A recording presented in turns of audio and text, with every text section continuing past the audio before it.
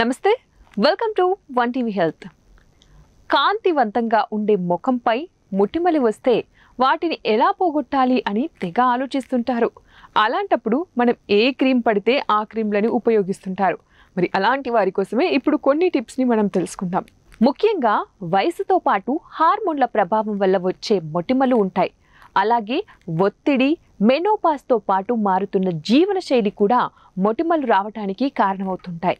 మన చంపకి ఆనించుకొని ఫోన్ ఎక్కువగా మాట్లాడుతూ ఉంటాం.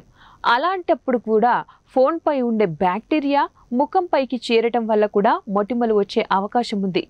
విటమిన్ డి లోపం వల్ల కానీ, అలాగే కొన్ని రకాల క్రీములు చర్మంపై జిడ్డుని పెంచి మొటిమలు వచ్చేందుకు కారణమవుతాయి. మరి వీటిని రాకుండా చేయాలంటే రోజుకి 2 సార్లు ముఖాన్ని శుభ్రంగా ఉంచుకోవాలి. జిడ్డు చర్మం ఉన్న వాళ్ళు ఎక్కువసార్లు శుభ్రం చేసుకోవాలి. ఆరోగ్యకరమైన తాజా ఆహారాన్ని తీసుకోవాలి. అలాగే జంక్ ఫుడ్, మసాలాలకి దూరంగా ఉండాలి. వీలైనంత ఎక్కువగా వాటర్ తీసుకోవాలి.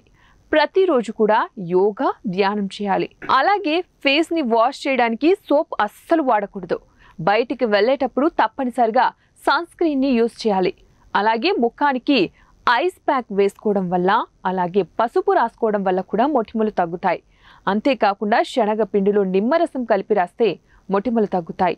ఇంకా యాపిల్ ముక్కను ముఖంపై రుద్దడం వల్ల జిడ్డు తొలగి మొటిమలు రాకుండా చేస్తుంది. మరి ఇవ్వండి తాజా టిప్స్. మరిన్ని టిప్స్ కోసం చూస్తూనే ఉండండి వన్ టీవీ హెల్త్.